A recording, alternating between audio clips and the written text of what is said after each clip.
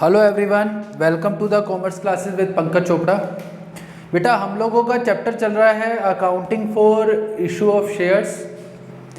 बेटा calls in arrear, calls in advance हम कर चुके हैं। आज का जो हमारा टॉपिक होगा उसका नाम है ओवर सब्सक्रिप्शन। आज का जो हमारा टॉपिक है उसका नाम है ओवर सब्सक्रिप्शन। इस चैप्टर का सबसे आप ये बोल सकते हो कि इम्पोर्टेंट टॉपिक जो है वो यही है, सबसे इम्पोर्टेंट टॉपिक, या जिसमें हमारे को कुछ समझने की ज़रूरत है वो यही टॉपिक है, जिसके अंदर आपको बड़ी ही डिटेल में और बड़े ही आराम से क्वेश्चन को अटेम्प्ट करना है। ठीक है, क्वेश्चन को पहले समझने से पहले टॉपिक को समझ लेते हैं कि ओवर सब्सक्रिप्शन का मतलब क्या है। ओवर सब्सक्रिप्शन का मतलब क्या होता है? ओवर का मतलब क्या है?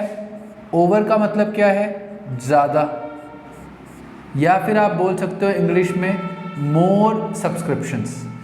अगर इशूड शेयर्स, जो आपने शेयर इशूड किए हैं, issued shares is less than subscribed share, subscribed shares, ये सिचुएशन होती है ओवर सब्सक्रिप्शन की। मतलब कि आपने जो इशू किए हैं, यानी कि जो आपने शेयर ऑफर किए थे पब्लिक को, वो तो आपने ऑफर किए थे 1 लाख शेयर्स। कितने शेयर ऑफर किए थे? 1 लाख शेयर, 1 लाख शेयर आपने ऑफर किया पब्लिक को। बट पब्लिक ने एप्लीकेशंस जो सबमिट करवाई वो सबमिट हुई हैं 1,40,000 शेयर्स की। एप्लीकेशंस कितने शेयर्स की आ गई आपके पास? 1,40,000 शेयर्स की। मतलब कि जितना आपने ऑफर किया था उससे ज़्यादा लोगों ने सब्सक्राइब कर लिया। जितना आपने पब्लिक को ऑफर किया था अप्लाई करने के लिए, पब्लिक ने उससे ज़्यादा अप्लाई कर दिया, तो उसको हम क्या बोलते हैं? Over subscription. क्या बोलते हैं उसको? Over subscription. तो सर क्या कंपनी अब 1 लाख शेयर की बजाय 1,40,000 शेयर दे देगी सबको? क्या कंपनी सर ऐसा कर सकती है कि जितनी एप्लीकेशन आए उतने ही शेयर दे दे? तो बेटा आंसर इसका है नो। इसका आंसर है नो।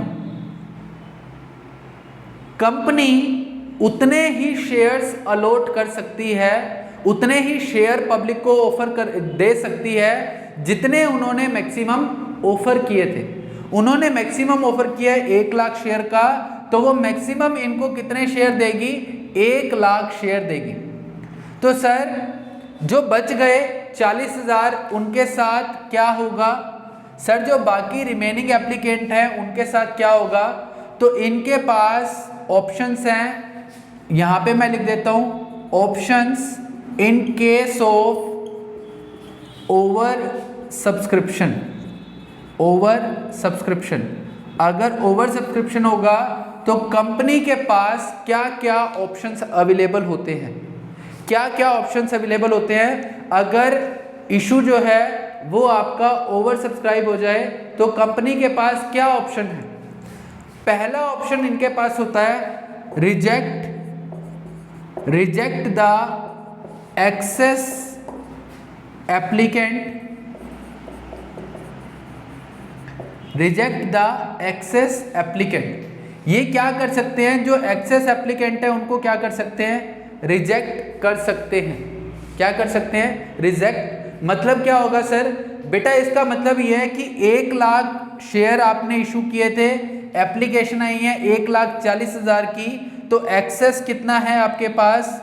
एक्सेस अमाउंट कितना हो गया आपके पास? एक्सेस है हमारे पास 40,000, तो इसको आप क्या कर दो? रिजेक्ट कर दो। क्या कर दो? रिजेक्ट कर दो। पहला ऑप्शन। दूसरा ऑप्शन क्या है सर? बेटा दूसरा ऑप्शन इनके पास होता है प्रो राटा अलॉटमेंट। दूसरा ऑप्शन क्या है?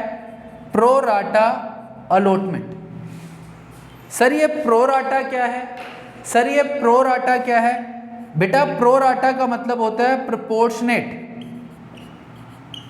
Proportionate allotment.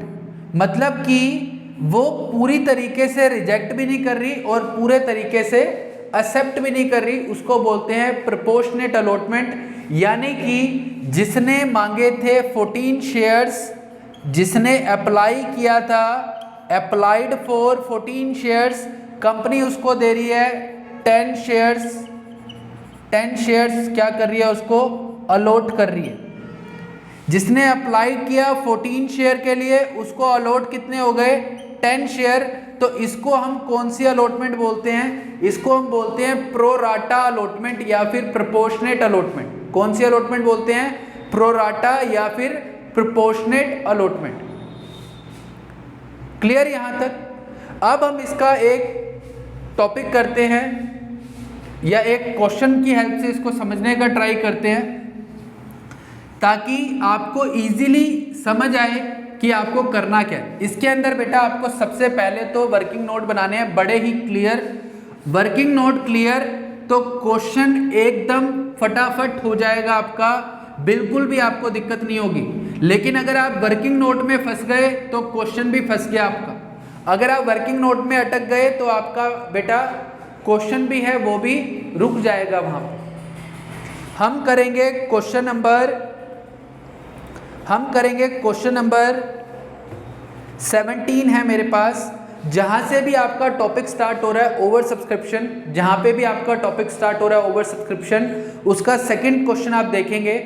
क्वेश्चन में आपको साथ साथ रीड करके बताता रहूंगा और बताऊंगा क्वेश्चन को अटेम्प्ट कैसे करना है। अगर आप उस तरीके से क्वेश्चन को अटेम्प्ट करेंगे तो आपके क्वेश्चन में गलतियों के चांसेस ना के बराबर हो जाएंगे। आपसे क्वेश्चन में गलतियों के चांसेस कैसे हो जाएंगे, ना के बराबर। हम क्वेश्चन रीड करते हैं।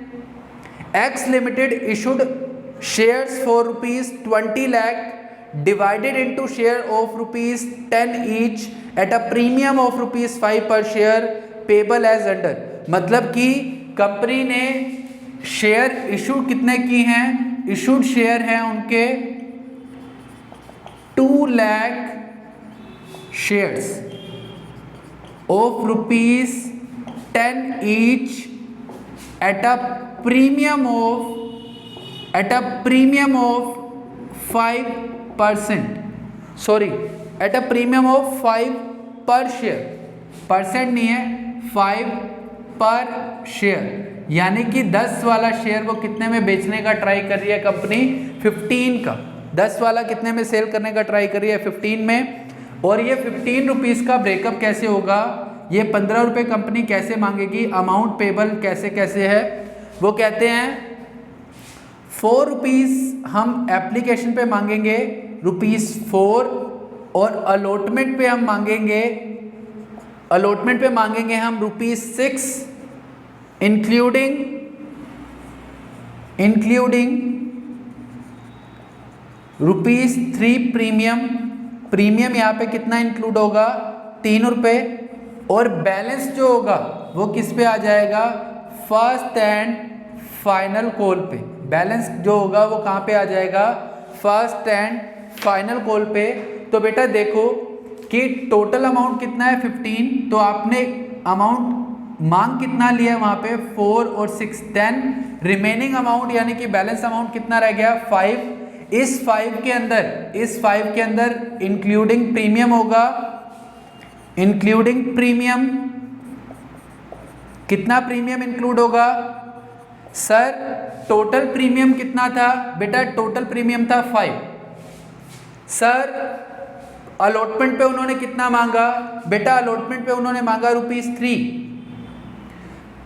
तो सर रिमेनिंग कितना रह गया बेटा, रिमेनिंग रह गया 2 रुपीज़ का। वो कहाँ पे मांग लेंगे, वो फर्स्ट कॉल पे। पहले तो इस चीज़ को समझ लें, उसके बाद आगे बात करेंगे स्टेप बाय स्टेप। यहां तक आई होप आपको क्वेश्चन क्लियर हो गया होगा। आगे अब वो क्या बोलता है, आगे वो कहता है excess application money was to be adjusted against the allotment and first and final call and the money on rejected applicant was to be return. वो कहता है जो एक्सेस अमाउंट आया है, जो भी पैसा फालतू आ गया है, उसको हम लोग क्या करेंगे, या तो एडजस्ट कर देंगे, कहाँ पे, अलॉटमेंट पे और कॉल पे। और जिनको रिजेक्ट कर दिया है, जिनको एक भी शेयर नहीं मिला, उनका पैसा रिफंड कर देंगे, उनका पैसा क्या कर देंगे, refund. The issue was over subscribe to the extent of 80,000 shares and the allotment was made as follows.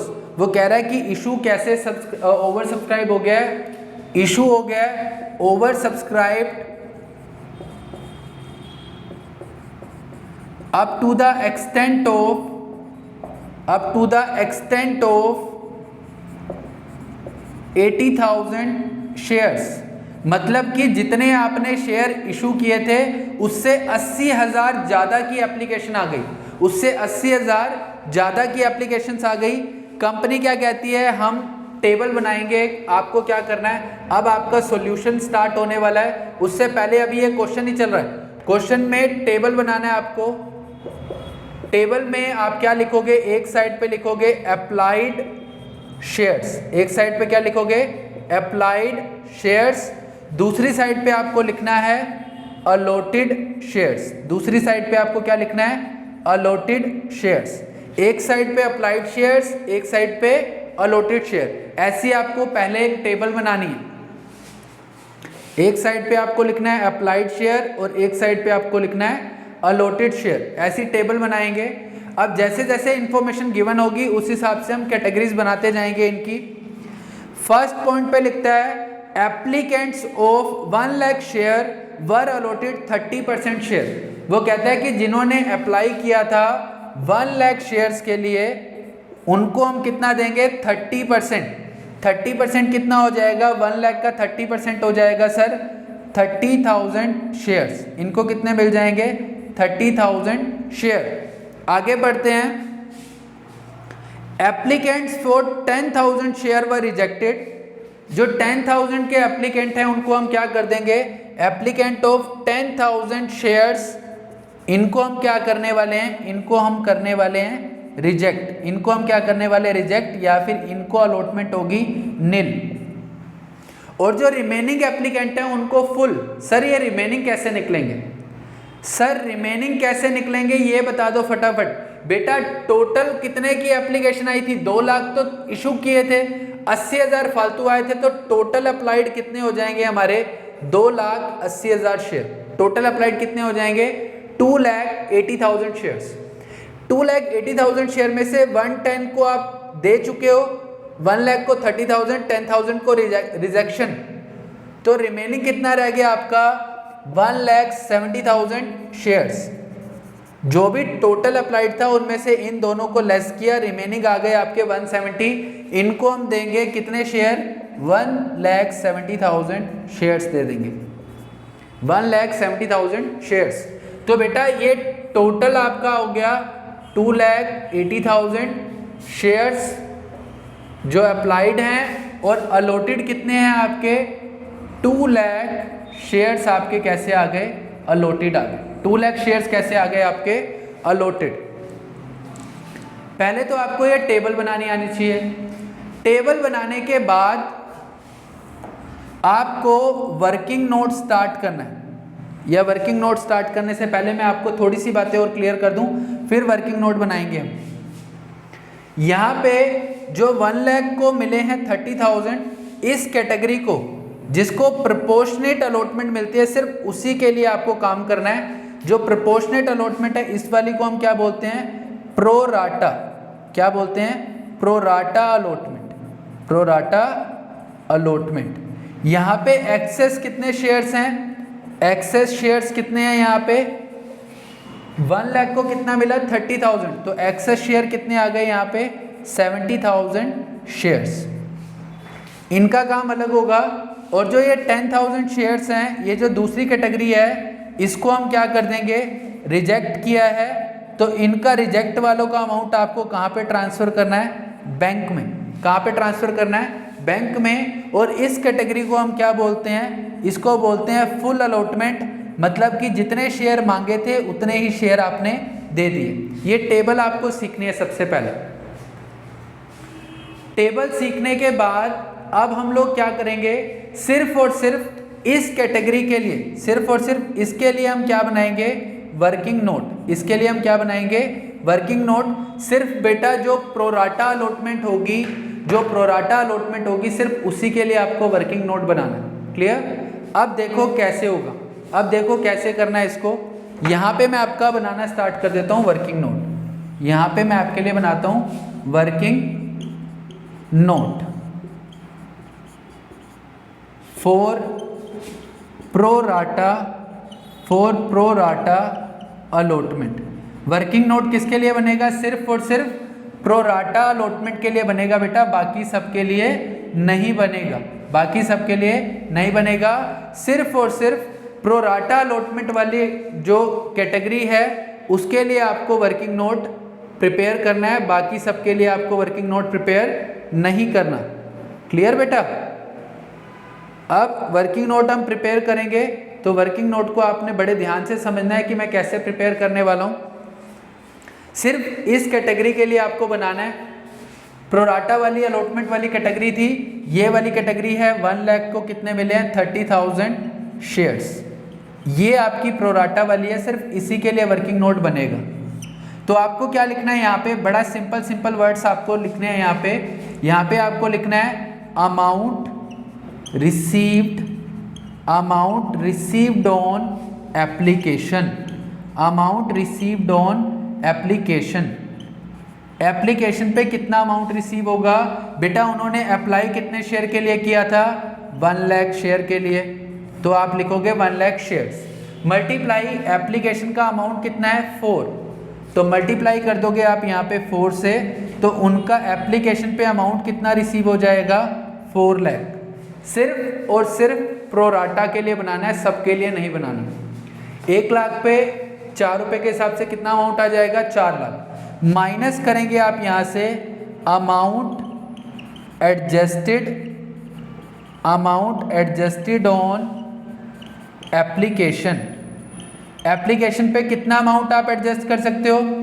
Sir जितने शेयर हम उसको देंगे उतना ही अमाउंट हम एडजस्ट कर सकते हैं। तो आपने उनको शेयर कितने दिए? 30,000 शेयर, तो यहाँ पे अमाउंट हो जाएगा एडजस्ट 30,000 इंटू में 4, दैट इज 1,20,000। उन्होंने आपको पैसे दिए कितने थे? 4 लाख, लेकिन उनको जिस हिसाब से शेयर मिले हैं उनको देने कितने चाहिए थे? 1,20,000। तो उनका एक्सेस अमाउंट क्या आ गया? एक्सेस अमाउंट कितना हो गया यहाँ पे? 2,80,000। अब यहाँ पे आपको क्या करना है? जो फालतू अमाउंट है उसको उसने बोला एडजस्ट करना है अलॉटमेंट पे और कॉल पे, तो मैं यहाँ से माइनस कर देता हूँ amount adjusted on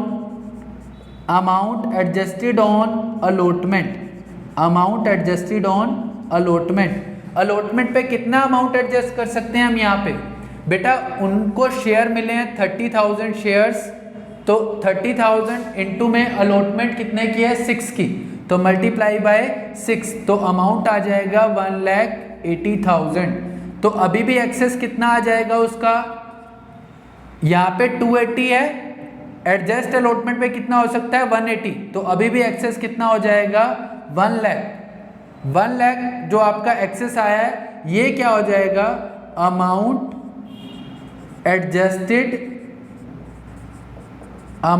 adjusted on call. तो कॉल पे कितना अमाउंट एडजस्ट होगा यहाँ पे? 1 लाख। समझ आई बात? मैंने क्या किया?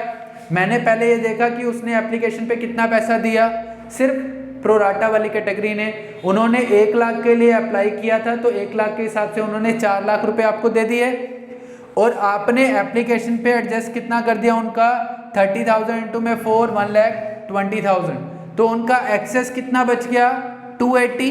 ये 280 आपको एडजस्ट करना था आगे, तो मैंने देखा कि अमाउंट ड्यू कितना होगा अलॉटमेंट के ऊपर, तो अमाउंट अलॉटमेंट के ऊपर अमाउंट ड्यू होगा 30,000 इंटू में 6, यानी कि 1,80,000। और जो इसके बाद भी एक्सेस बच जाएगा 280 में से 180 तो अलॉटमेंट पे एडजस्ट हो गया, रिमेनिंग कितना रह गया? 1 लाख। ये कहाँ पे एडजस्ट करेंगे हम? कॉल पे।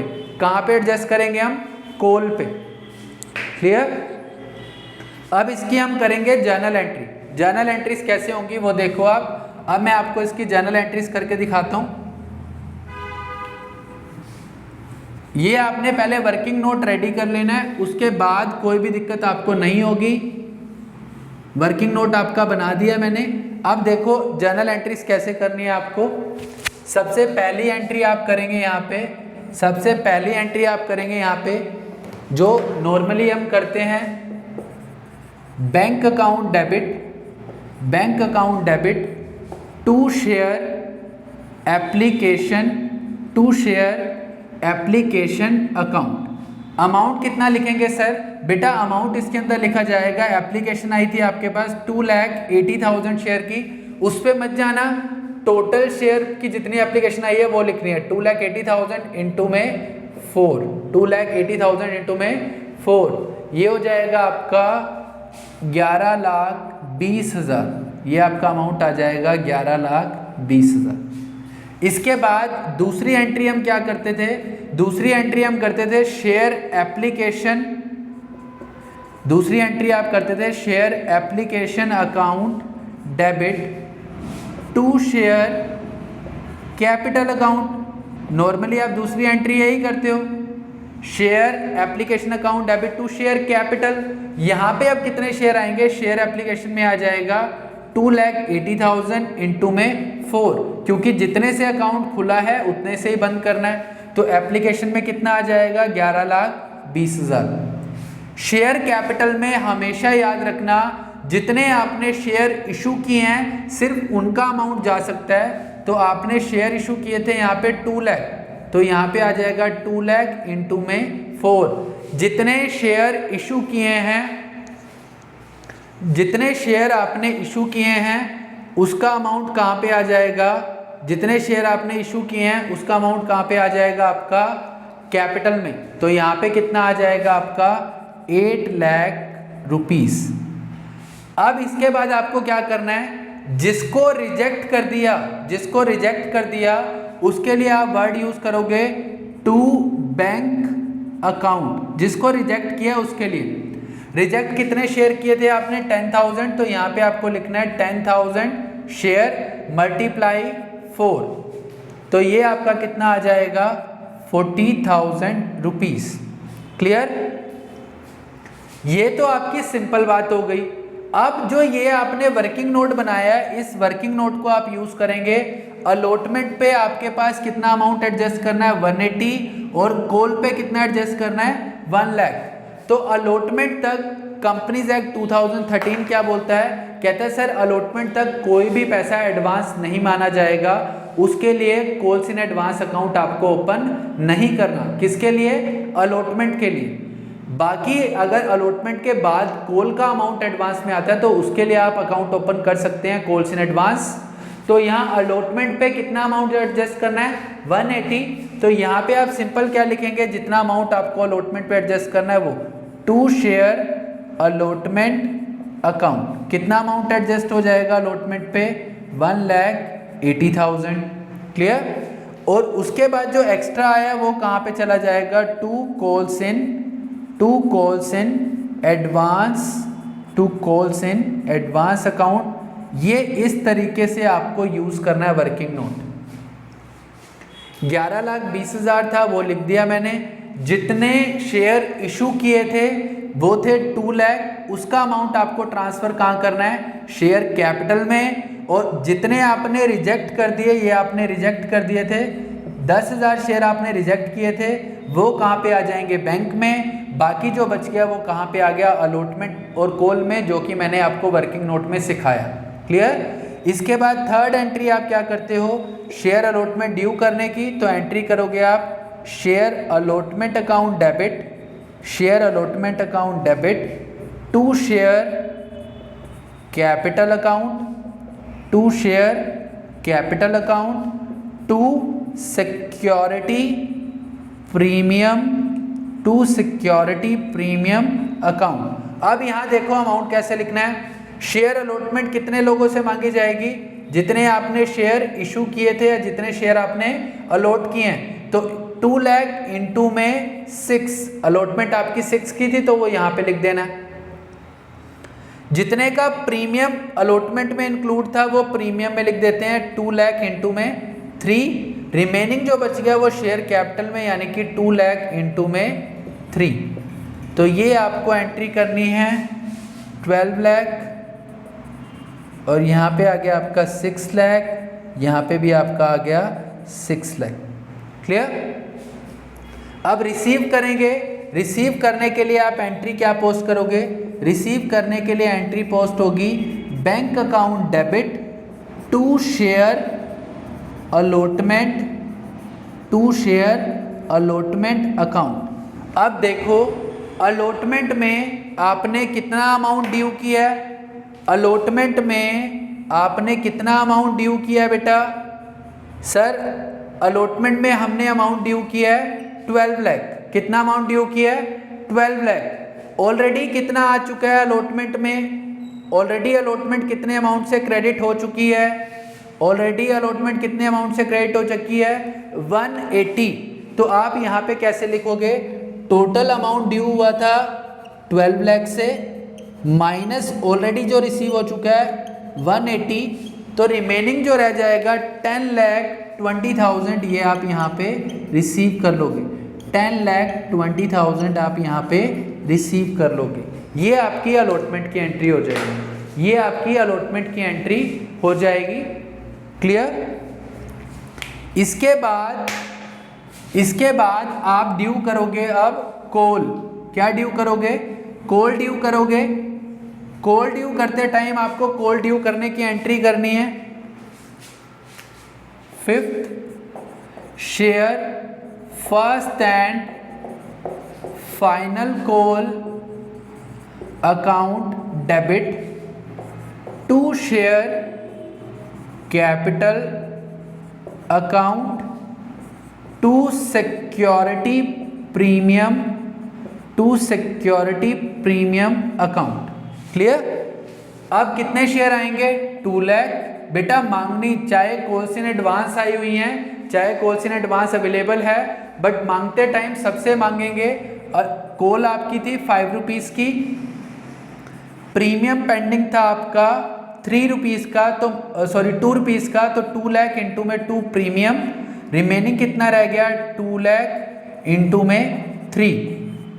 टोटल 5 मांगे हैं, 5 में से 2 रुपये का प्रीमियम है, तो रिमेनिंग रह गया 3, वो यहाँ लिख दिया यहाँ पे आपने। तो ये हो जाएगा आपका 10 लाख, ये हो जाएगा आपका 6 लाख और ये हो जाएगा आपका 4 लाख। क्लियर? यहाँ तक क्लियर बेटा? अब इसके बाद हम लोग क्या करने वाले हैं? इसके बाद हम इसको रिसीव करेंगे। अब हम क्या करेंगे? रिसीव करेंगे। रिसीव करने के लिए एंट्री क्या होती है? रिसीव करने के लिए एंट्री होती है bank account debit, bank account debit to share first and final call account. Normally यही एंट्री होती है यहाँ पे। तो यहाँ पे आपको कितना लिखना है? 2 लाख इंटू में 5 दैट इज 10 लाख। कितना लिखना है? 10 लाख। बट यहाँ पे ऑलरेडी कॉल्स इन एडवांस आ चुकी थी। यहाँ पे ऑलरेडी कॉल्स इन एडवांस आ चुकी थी। कितने की? 1 लाख रुपीस की। कितने की? 1 लाख रुपीस की। तो यहाँ पे आप सीधा माइनस नहीं कर सकते, जैसे मैंने आपको अलॉटमेंट में माइनस करवाया है, यहाँ आप डायरेक्ट माइनस नहीं कर सकते। यहाँ पे आपको कॉल्स इन एडवांस अकाउंट को डेबिट करना पड़ेगा। कॉल्स इन एडवांस अकाउंट को क्या करना पड़ेगा? डेबिट। क्यों डेबिट करना पड़ेगा? क्योंकि आपने इसको ऑलरेडी पहले क्या किया था? क्रेडिट किया था।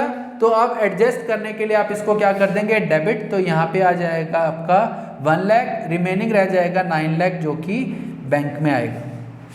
ओके बेटा, इस टाइप से आपको आपके इस टॉपिक के क्वेश्चंस कंप्लीट करने हैं। मेरी बुक में क्वेश्चन नंबर 16 से स्टार्ट होते हैं और क्वेश्चन नंबर 20 तक आपके ये क्वेश्चंस चलेंगे, तो आपको ये कंप्लीट करने हैं।